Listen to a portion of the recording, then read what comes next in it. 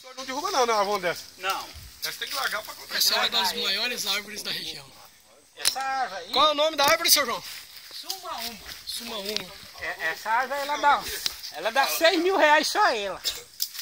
Se vender. Aqui nós acabamos ficando perdidos dentro da mata. Nós não sabemos mais para que Vai ali, seu João, vai ali. já tá, Chega ali com o espingardão.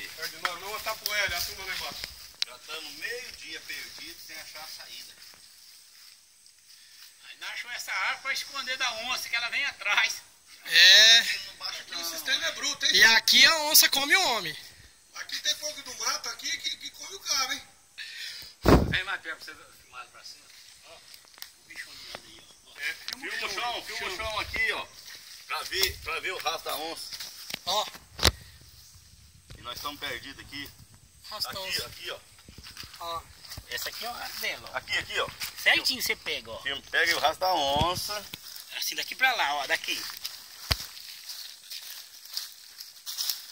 É aí. Estamos subindo. Vou pegar aqui, ó.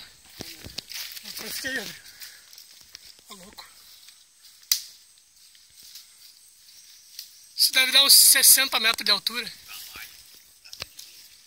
Ó, eu senhor, já vamos pegar a trena e vamos medir, mas deve passar de 100, hein? Lá do outro lado. Vamos circundar a árvore. Meu Deus, cara.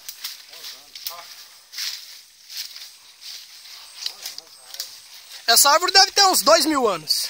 Por baixo. Tem umas 60 árvores dessa. É? Aí o senhor larga todas ou não?